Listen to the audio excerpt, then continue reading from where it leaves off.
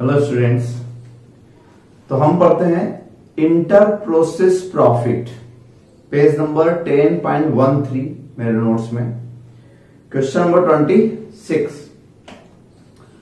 Inter process profit, जिसे आपने को याद होगा डिपार्टमेंट चैप्टर पढ़ा था हमने अकाउंटिंग में, तो डिपार्टमेंट में इंटर डिपार्टमेंटल प्रॉफिट पढ़ा था। जब एक डिपार्टमेंट कोई गुड्स दूसरे डिपार्टमेंट को ट्रांसफर करता है तो एट सेलिंग प्राइस ट्रांसफर करता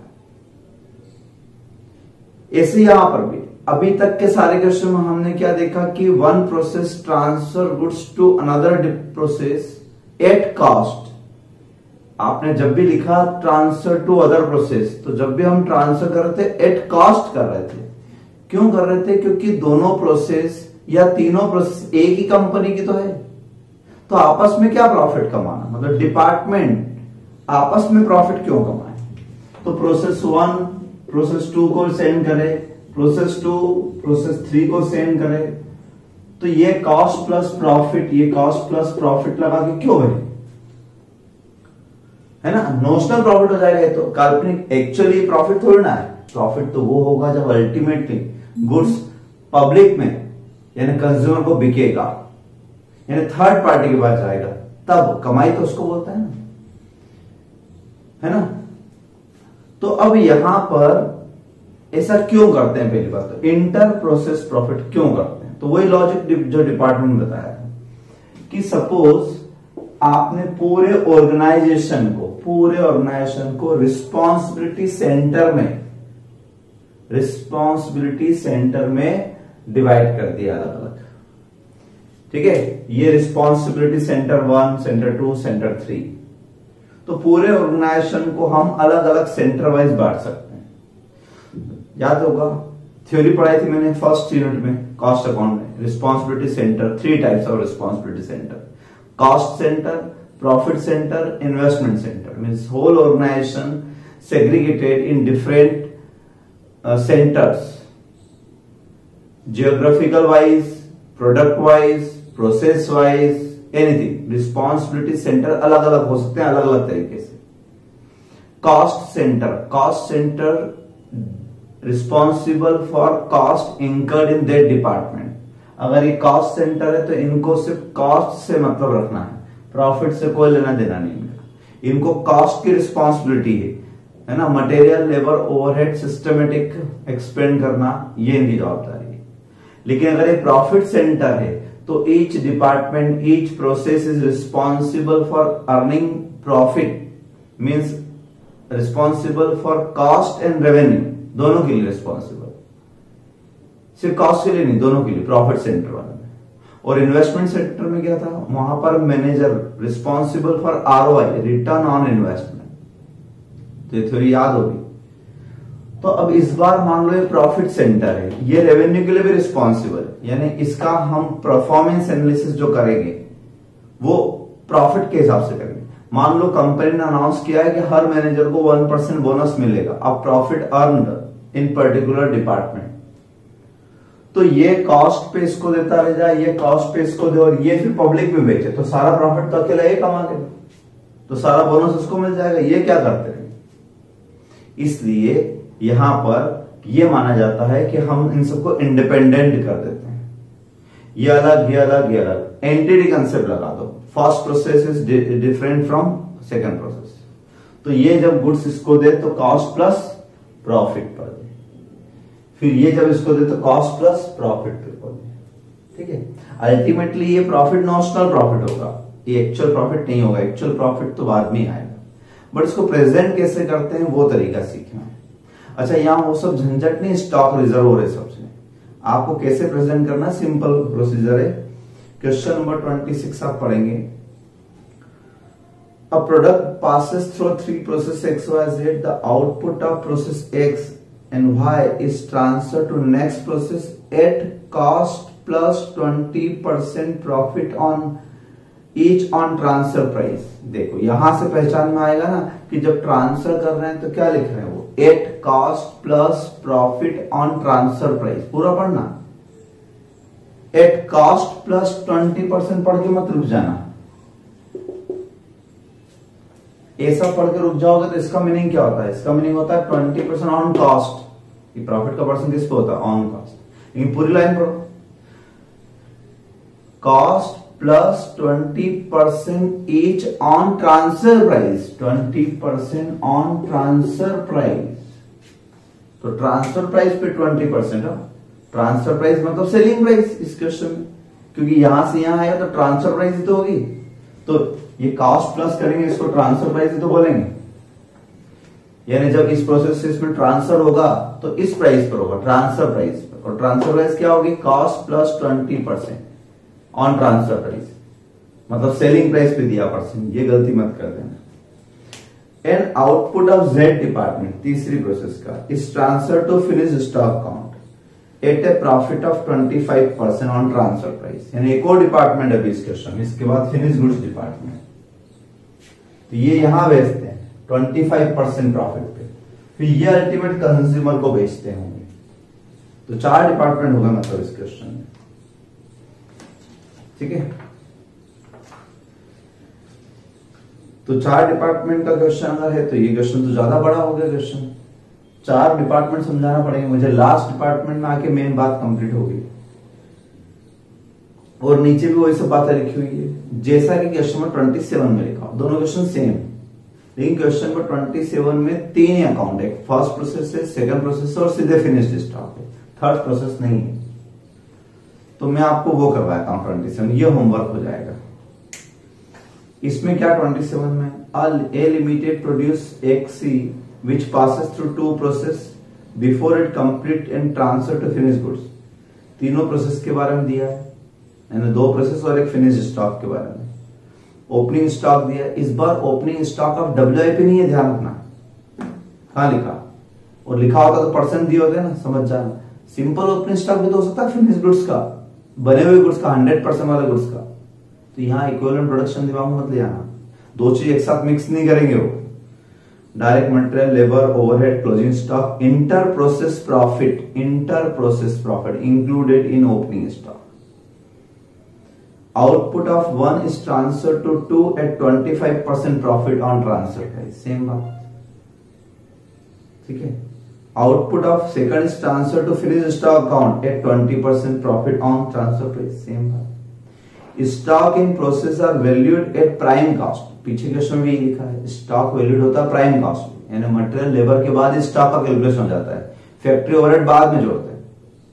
प्राइम कॉस्ट पे स्टॉक का वैल्यूएशन होने का मतलब मटेरियल लेबर और उसी में ओपनिंग प्लस और क्लोजिंग माइनस। तो प्राइम कॉस्ट में स्टॉक का वैल्यूएशन कर रहे हैं और ओवरहेड बाद में लिखना है, जबकि होता है एक ओवरहेड पहले होते हैं। तो इस बार मटेरियल लेबर ओवरहेड तीनों के बाद स्टॉक नहीं करना है, मटेरियल लेबर के बाद ही स्टॉक का एडजस्टमेंट करना है। Finished stock is valued at price at which it was received from process second.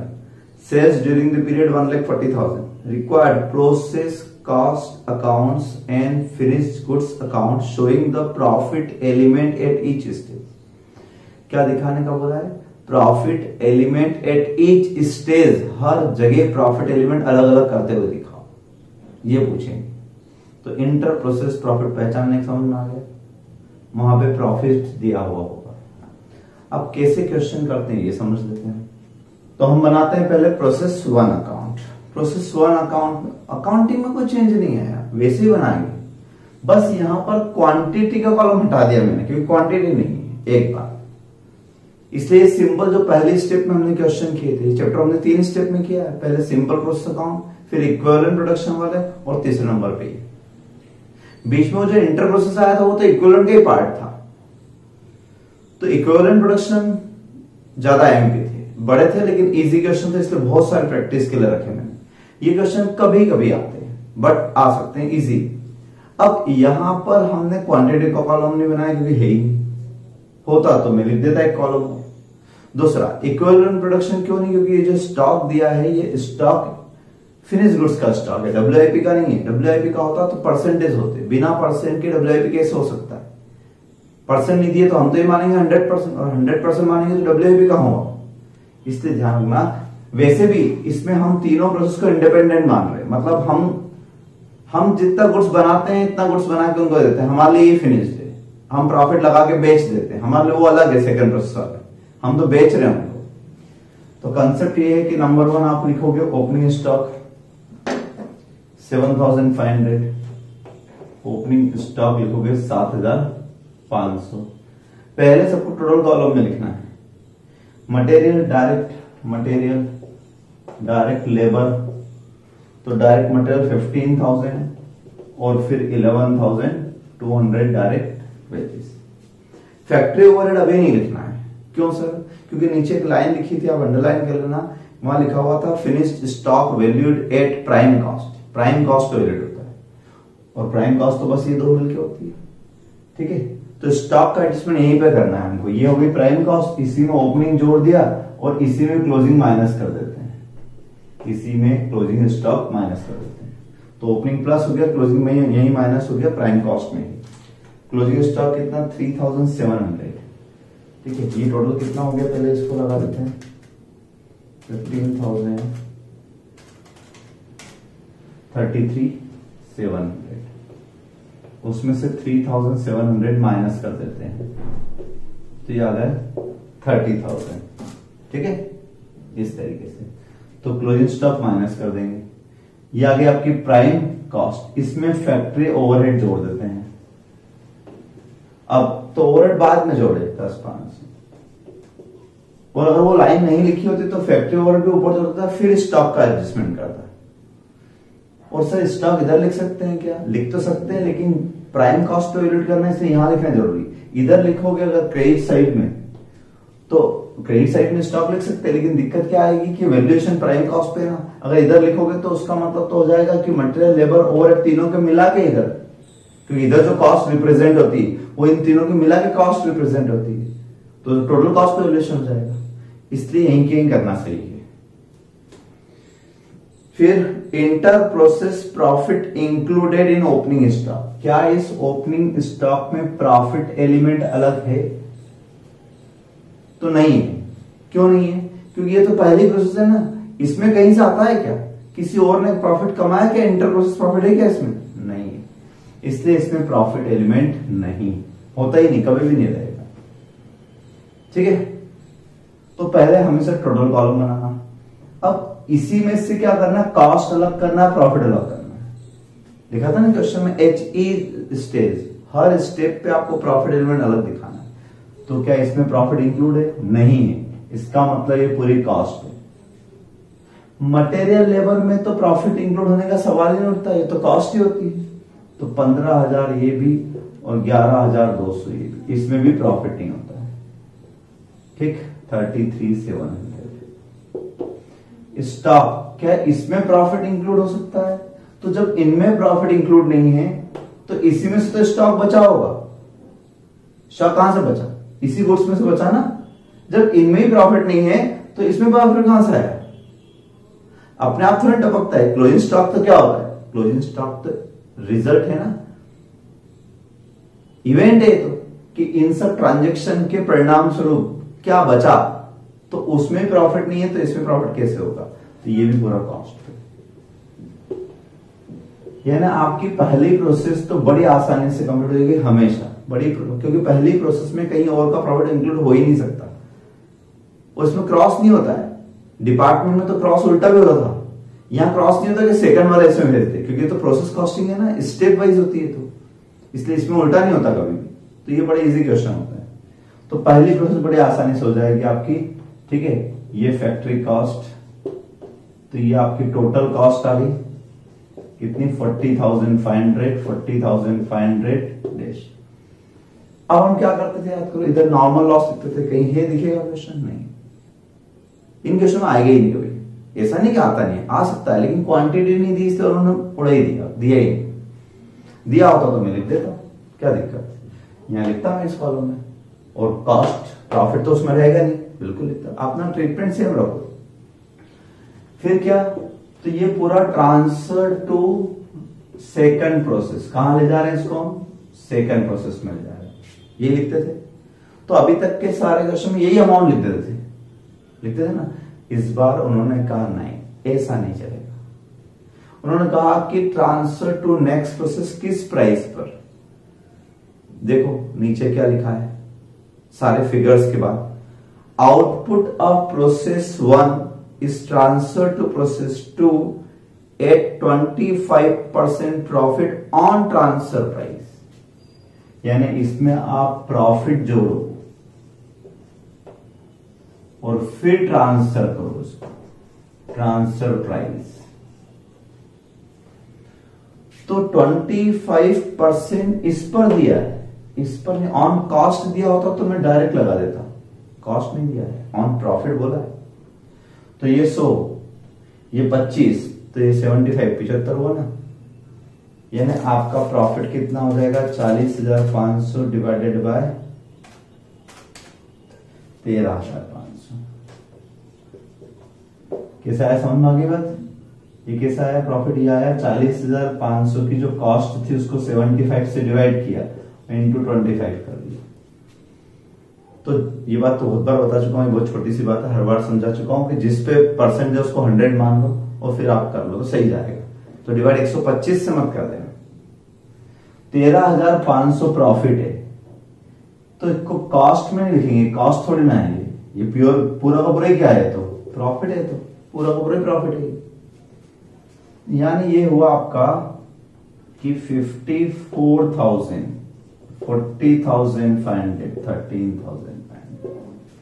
तो नई बात, यानी आपने 40,500 की कॉस्टिंग वाला गुड्स 13,500 प्रॉफिट लगा के 54,000 में ट्रांसफर किया।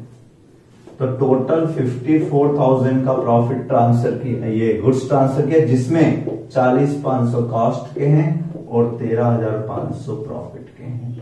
ये आपकी फर्स्ट प्रोसेस कंप्लीट होती है ऐसे। तो एट ईच स्टेज का मतलब हर स्टेज पे कितना कॉस्ट और कितना प्रॉफिट है ये बताना था। ठीक, तो पहले प्रोसेस बड़े आसान से बनेगी, इसमें ओपनिंग का कोई झंझट नहीं है, ड्यूरिंग दिया का कोई झंझट नहीं, तो क्लोजिंग में भी झंझट नहीं आया। अब सेकंड प्रोसेस पर आते हैं। सेकंड प्रोसेस में क्या होगा, तो सेकंड प्रोसेस के बारे में बात कर लेते हैं। ये मैं मिटा दूंगा। सेकंड प्रोसेस,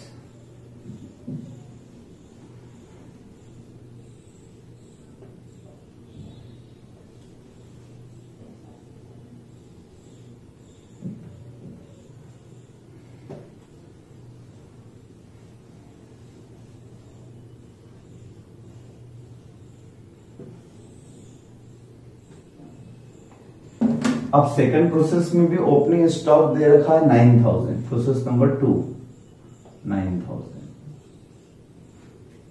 दिया, देखो। और वहीं पर नीचे उसी कॉलम में नीचे लिखा है inter process profit included in opening stock 1,500 रुपए का इंक्लूड है। तो इसका मतलब ये जो फिगर दिया होता है ये हमेशा टोटल फिगर होगा इंक्लूडिंग, इसमें 1,500 का प्रॉफिट इंक्लूड है। तो कॉस्ट कितने की हुई, तो कॉस्ट हुई 7,500 की। ऐसे ऐसे अलग अलग करना है।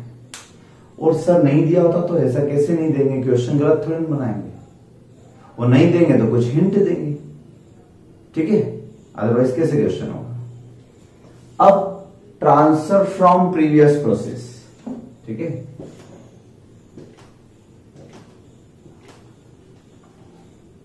तो ये जो यहां क्रेडिट था ये सेकंड प्रोसेस में डेबिट आ जाएगा, सेकंड प्रोसेस में डेबिट आ जाएगा। ट्रांसफर फ्रॉम फर्स्ट प्रोसेस, पहली प्रोसेस आया, पहली प्रोसेस से कितना आया, तो पहली प्रोसेस से आया 54,000, 54,000। उस 54,000 रुपए में 40,500 कॉस्ट के थे और 13,500 रुपए प्रॉफिट के थे, ठीक है ना। फिर आपने मटेरियल और लगाया 15,750 का, फिर आपने लेबर और लगाई 11,250 की।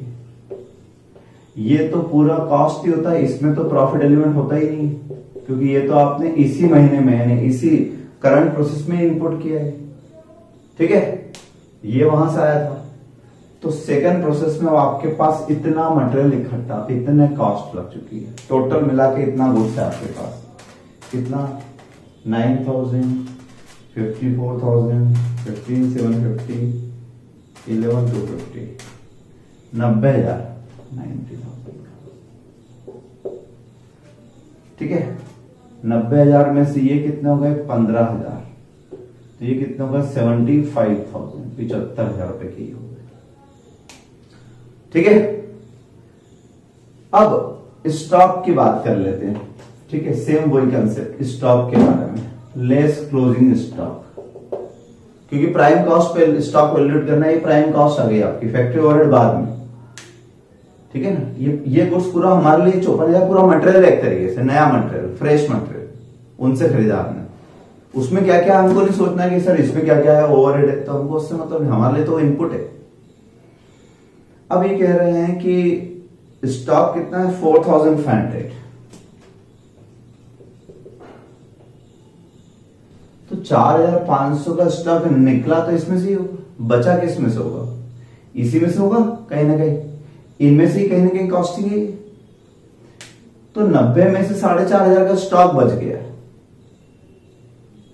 तो 90 में प्रॉफिट है, तो इसमें भी प्रॉफिट होगा डेफिनेटली, बस। तो इसलिए स्टॉक पर भी प्रॉफिट का कैलकुलेशन करेंगे। कैसे कैलकुलेट करोगे, 15,000 प्रॉफिट है ऑन 90,000, 90 पर, तो 4,500 पर कितना, ठीक है। 15,000 प्रॉफिट है 90 पर, तो 4,500 पर कितना, 750, 750 रुपए का प्रॉफिट, ठीक है। माइनस करना मत भूलना, तो प्लस मत कर देना उल्टा, यानी इस 4,500 में प्रॉफिट इंक्लूड है, तो कॉस्ट कितनी है 3,750 कॉस्ट। ऐसे करना है क्वेश्चन को। अब आपके यहां पर प्राइम कॉस्ट नेट आ गई, नेट प्राइम कॉस्ट आ गई। प्राइम कॉस्ट ये भी थी, ये भी प्राइम कॉस्ट है, ये टोटल गुड्स की प्राइम कॉस्ट है, ये जो गुड्स बेचा उसकी prime cost of goods sold है। फिर इसमें से 75,000 में से हम ये माइनस कर दे 3,750, या 7,1,250, 14,250। इसमें ओवरहेड्स और जोड़ देते हैं। ओवरहेड कितने हैं इस बार 4,500। ओवरहेड तो पूरे कॉस्ट के होते हैं, इसमें प्रॉफिट होता ही नहीं, ठीक है। ये कितना हो गया 85,500 प्लस 4,500, अगेन 90 पे आ गया वापस, ठीक है। 14,250 यहां पर है, यहां पर 0,5,757, ठीक है भाई। यहां तक का आपका क्वेश्चन समझ में आया। क्या करना, बहुत छोटी सी स्टेप है, कोई बहुत बड़ी स्टेप नहीं। तो स्टॉक का याद रखना बस, और कुछ भी याद नहीं। अब आप इसके प्रॉफिट के बारे में पढ़ो, क्या कह रहे हैं, कितना प्रॉफिट, पढ़ के देखो। Output of process second is transfer to finish stock account at 20% profit on transfer price. 20% on transfer price, इस बार 20% ऑन ट्रांसफर प्राइस है,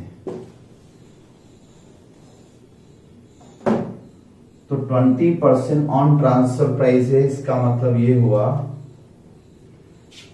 कि ये ट्रांसफर है 100, ये 20, तो ये 80 हुआ ना, तो 90,000 डिवाइड बाय 80 इंटू 20, ठीक है, यानी 22,500, 1/4 हो जाएगा ना, 22,500। ये प्योर प्रॉफिट है। ये हो गया आपका 1,12,500, इसमें कॉस्ट है 75750 और इसमें प्रॉफिट है 36750, ठीक है। 75750, 36750, इतने पे आप ट्रांसफर करोगे, transfer to finished goods account 1,12,500, 75,750 का 36,750 में। ये आप थर्ड प्रोसेस में करोगे, और इसके उसमें थर्ड प्रोसेस नहीं है, तो सीधे क्या आ गए फिनिश गुड्स अकाउंट। पिछला क्वेश्चन जो करोगे उसमें अभी इसके बाद एक प्रोसेस और करना पड़ेगी, सेम इसी स्टाइल, फिर फिनिश्ड में जाएगा। तो यहां का प्रॉफिट कितना है 22,500, में साइड में लिख लेता हूं 22,500। पहले वाले में कितना आया था 13,500, ठीक है। ये वाला फिगर, ये वाला फिगर। चलिए अब आते हैं थर्ड नंबर प्रोसेस, तीसरी प्रोसेस पर। अब हम बनाते हैं finished stock account, finished stock account. तो थर्ड प्रोसेस तो है नहीं, इसलिए फिनिश्ड स्टॉक अकाउंट पर आ गए। फिनिश स्टॉक अकाउंट में क्या दिया हुआ है, एक तो दिया है ओपनिंग स्टॉक, कितना दिया है 22,500। इसमें प्रॉफिट एलिमेंट कितना 8250 लिखा हुआ है, देखो 8250, 22,500 में 8250 लिखा हुआ है, 14,250। अब स्वाभाविक बात है ये फिनिश स्टॉक अकाउंट है, गोडाउन है ये फिनिश स्टॉक का, ये प्रोसेस थी दो, यहां गुड्स बन रहा था इसलिए मटेरियल लेबर ओवरहेड लग रहे थे, बनने के बाद आपने वेयर हाउस में भेज दिया तो वहां मटेरियल लेबर थोड़ी लगेगा, इसलिए यहां मटेरियल लेबर ओवरहेड नहीं दिए, जरूरत भी नहीं, बट ट्रांसफर तो होगा ना, सेकंड प्रोसेस से आया, कहां से आया, ट्रांसफर फ्रॉम सेकंड प्रोसेस, है ना। सेकंड प्रोसेस से कितना गुड्स आया था, सेकंड प्रोसेस से कितना गुड्स आया था ये देखते हैं। तो ट्रांसफर फ्रॉम सेकंड प्रोसेस कितना था अपना 1,12,500, उसमें कॉस्ट एलिमेंट कितना था 75,750 और प्रॉफिट एलिमेंट कितना था उसका, प्रॉफिट एलिमेंट था 36,750, ठीक है ना, 1,12,500 7,750 36,000। अब मटेरियल लेबर ओवरहेड तो इसमें लगना नहीं था, तो यहां टोटल कितना हो जाएगा आपका, ये हो गया टोटल 22,500, 1,12,500 मीन्स ये 1,35,000 का गुड्स हो गया, ठीक है। 14,250 इसमें 7,5,750, ये कॉस्ट प्राइस हो गई आपकी 90,000, ठीक है। 36 प्लस 8 ये हो गया 44 यानी 45,000। तो यहां कोई मटेरियल लेबर ओवरहेड का खेल नहीं था क्योंकि फिनिश स्टॉक अकाउंट था, लेकिन क्लोजिंग स्टॉक तो यहां पर भी है ना, और क्लोजिंग स्टॉक कितना 11,250 11,250। फिर वही बात कि ये 11,250 इसी में से बचा होगा, जब इसमें से बचा होगा तो इसमें तो प्रॉफिट है, तो इसमें भी प्रॉफिट होगा, सीधी सी बात है। 45,000 डिवाइड बाय 135 कैसे करेंगे समझ आई ना बात। 45,000 प्रॉफिट है कितने पे, 1/35 पर, तो 11,250 पे कितना, उसी में से निकला है ना ये, इसलिए 11,250 पे कितना, तो ये आया 3750, ठीक है। तो 11,250 में 3750 प्रॉफिट के हैं, इसका मतलब 7,500 कॉस्ट के, सब जगह से माइनस करना है क्योंकि ये स्टॉक है, तो स्टॉक माइनस कर दूंगा तो सीओजीएस आ जाएगा, कॉस्ट ऑफ गुड्स सोल्ड। 1/35 में से 11,250 टोटल वाइज 1,23,750, यहां हो गया आपका कितना 82,500 माइनस करने के बाद, यहां कितना हो गया 3750 यानी 41,250, ऐसे। तो बस क्या फर्क पड़ा, सेम वैसे तो किया मैंने, बस मटेरियल लेबर नहीं लिखा और क्या। अब यहां से अगली प्रोसेस थोड़ी ना है कुछ, ये तो आखिरी है, यहां से तो सीधे कंज्यूमर को बिका होगा, तो अब यहां पर एक्चुअल सेल्स दे रखी, नीचे आप पढ़ो लास्ट लाइन में, सेल्स ड्यूरिंग द पीरियड 140, यानी ये सीओजीएस वाला गुड्स 1,40,000 रुपए में बिका, ये सेल्स गिवन है क्वेश्चन में दी हुई, तो यहां प्रॉफिट ऑटोमेटिक आ जाएगा ना। 141 में सेल हुआ, सॉरी 141 नहीं 140 140 और 123,750, तो 16,250 ये प्रॉफिट आ गया, 16,250।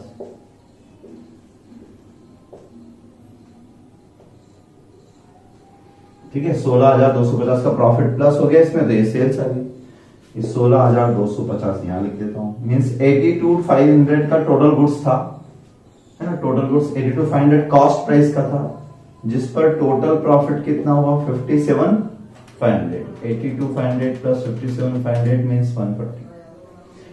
ठीक है, ये हम लिख देंगे सेल्स, इसको क्या लिखेंगे सेल्स, ट्रांसफर नहीं लिखेंगे, इसको लिखेंगे सेल्स, इसको हम लिखेंगे सेल्स, इस तरीके से। ये हो गया आपका कंप्लीट। तो कितना इजी रहा, कुछ खास नहीं है, बस स्टॉक के याद रखना, एक ही पॉइंट याद रखना है बस, बाकी कुछ नहीं। अब एक चीज और पूछ सकते हैं हम आपको क्वेश्चन में, वो ये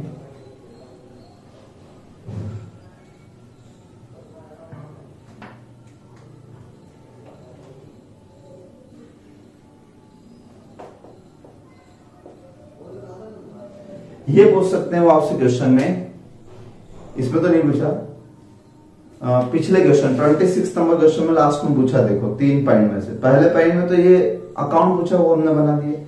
सेकंड में पूछा P&L अकाउंट, और तीसरे नंबर पूछा show the relevant items in balance sheet. तो मान लो इस क्वेश्चन में भी अगर हम ये रिक्वायरमेंट बढ़ा लेते हैं, लिख लेना है 2 रिक्वायरमेंट आप, P&L account, extract of P&L account. तो P&L अकाउंट अगर मैं बनाता हूं प्रॉफिट एंड लॉस अकाउंट, तो उसमें आपको क्या लिखना है, उसमें आपको लिखना है process 1, process 2 and finished goods stock. ये 3 प्रॉफिट लिखना है। कौन से? जो इन्होंने यहां ऐड किए थे। तो पहली प्रोसेस में कितना ऐड हुआ था? पहली प्रोसेस में 13,500 ऐड हुआ था। सेकंड प्रोसेस में कितना हुआ था? 22,500 ऐड हुआ था सेकंड प्रोसेस में। ऐड यहां जो ऐड किया था, वो टोटल की बात नहीं कर रहा हूं, ऐड जो किया था। तो पहले प्रोसेस ने ऐड किया था अपनी तरफ से, वैल्यू एडिशन कितना किया था उसने, प्रॉफिट एडिशन कितना हुआ था 13,500। दूसरे ने कितना किया था 22,500। इसने कितना किया 16,250। तीनों ने अपना अपना प्रॉफिट ऐड किया, तब जाके सेल बनी। लेकिन क्या ये तीनों प्रॉफिट एक्चुअल प्रॉफिट है, या क्या इसमें कोई नोशनल प्रॉफिट इंक्लूड है, अनरियलाइज्ड प्रॉफिट इंक्लूड है? तो है। तो क्या करना चाहिए उसका? याद करो डिपार्टमेंट चैप्टर में भी हम आखिरी में कंसिडर्ड P&L बनाते थे। तो उसमें ये करते थे हम कि जितना स्टॉक रिजर्व होता था ओपनिंग, यानी ओपनिंग अनरियलाइज्ड प्रॉफिट, सीधी सी बात, कौन सा? Opening unrealised profit. तो ओपनिंग स्टॉक में जो प्रॉफिट एलिमेंट इंक्लूड है, एक में 1500 है और एक में 8,250 है, दिख रहा है? तो प्रोसेस सेकंड में है 1500 और प्रोसेस फिनिश गुड्स में 8,250। ये लास्ट ईयर का अनरियलाइज था, क्योंकि गुड्स बिका नहीं था, वो बिका नहीं था तो प्रॉफिट रियलाइज नहीं हो पाया था, तो हमने क्रेडिट कर दिया, क्योंकि इस बार बिका होगा तो इस बार रियलाइज हुआ होगा, ठीक।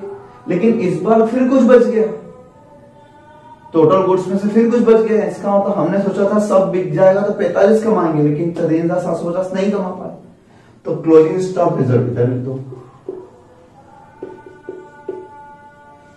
कितना कितना? तो प्रोसेस फर्स्ट में तो कुछ भी नहीं था, प्रोसेस सेकंड में था और प्रोसेस थर्ड में था, फिनिश गुड्स में, ठीक है ना? वो यहां पर लिख देंगे।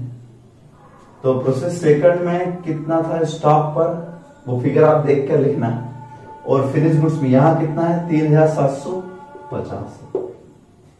तो ऐसा करोगे तो जाके एक्चुअल नेट प्रॉफिट आएगा, मतलब ये रियलाइज्ड प्रॉफिट होगा, सही मायने में रियलाइज्ड प्रॉफिट ये रहेगा। और निश्चित तौर से ये प्रॉफिट इस फिगर के बराबर आएगा। कितना? किसके बराबर? इसके बराबर। आप देख लीजिए, जाओ तो 13,500, 22,500, 16,250, 1,500, 8,250, टोटल हुआ है 62,000। उसमें से माइनस कर देता हूं 3,750, 57,500, तो यहां पर 750 आया था उसमें, ठीक है ना? ये पूरा मैच हो गया। तो कुछ नहीं करना है, स्टॉक रिजर्व। अच्छा, स्टॉक रिजर्व वो डिपार्टमेंट जैसा नहीं है कॉम्प्लिकेटेड, इसलिए मैं उस तरफ नहीं ले गया, तुमको ऑटोमेटिक आ जाएगा, इसमें कुछ कैलकुलेशन नहीं करना, सिर्फ डिस्क्लोज ऐसे कर देना बस। इसलिए अलग से कुछ मत सोचना कि क्या करेंगे। अब ऐसे ही एक और बात पूछ रहे हैं कि बैलेंस शीट में, तो बैलेंस शीट में स्टॉक कैसे दिखाएंगे? बैलेंस शीट में आप स्टॉक जो दिखाओगे वो कैसे दिखाओगे? तो प्रोसेस 1 का, प्रोसेस 2 का और फिनिश गुड्स का 3 स्टॉक है। तीनों के क्लोजिंग स्टॉक कितने दिए हुए? वैसे तो क्लोजिंग स्टॉक 3,700, 4,500 और 11,250, ये 3 स्टॉक है। लेकिन बात यह कि इन तीनों स्टॉक में तो कहीं ना कहीं प्रॉफिट एलिमेंट इंक्लूड है ना? तो बैलेंस शीट में स्टॉक का वैल्यूएशन तो कॉस्ट प्राइस पर होता है, और ये सब तो कहीं ना कहीं इसमें प्रॉफिट एलिमेंट है, उधर से आया हो। फर्स्ट प्रोसेस में नहीं है लेकिन सेकंड में तो है। तो आपको इसमें से क्या करना चाहिए? क्लोजिंग स्टॉक रिजर्व माइनस करना चाहिए। कितना आया था क्लोजिंग स्टॉक रिजर्व? यह आया था ना अपना 750 सेकंड प्रोसेस में और 3,750 थर्ड नंबर प्रोसेस में। तो 4,500 माइनस कर देना चाहिए। अब ये वैल्यूएशन कॉस्ट प्राइस पे आ गया, किस पे आ गया, कॉस्ट पे। या तो ऐसा, या फिर ऐसा करें कि सीधे फर्स्ट प्रोसेस में तो कोई प्रॉफिट था ही नहीं, 3700 ही स्टॉक था, 3700 ही कॉस्ट थी, वो उठा लिया। सेकंड प्रोसेस में 4500 में से 750 हटा के, 4500 में से 750 हटा के हमने 3750 लिखे थे, तो सीधे वो लिख दो। और यहां पर 11250 की जगह आप सीधे 7500 कॉस्ट है ना, लिख तो नहीं कॉस्ट, प्रॉफिट हटा के वो कॉस्ट लिख दो, तो भी डायरेक्ट आंसर आ जाएगा। यानी कुल मिला के कॉस्ट लिखना है, सीधी सी बात। या तो सबका कॉस्ट वाला फिगर ले लो, टोटल लगाओ तो ये बैलेंस शीट में आ जाएगा, या अगर टोटल वाला फिगर लिया है तो फिर प्रॉफिट माइनस कर दो, सिर्फ क्लोजिंग प्रॉफिट, ओपनिंग नहीं। ये कंप्लीट हुआ आपका प्रोसेस चैप्टर, ठीक है। तो आप क्वेश्चन नंबर 26 करके मुझे व्हाट्सएप पर चेक करवा लीजिएगा। यहां हमारा एक और चैप्टर क्लोज होता है। Thank you so much.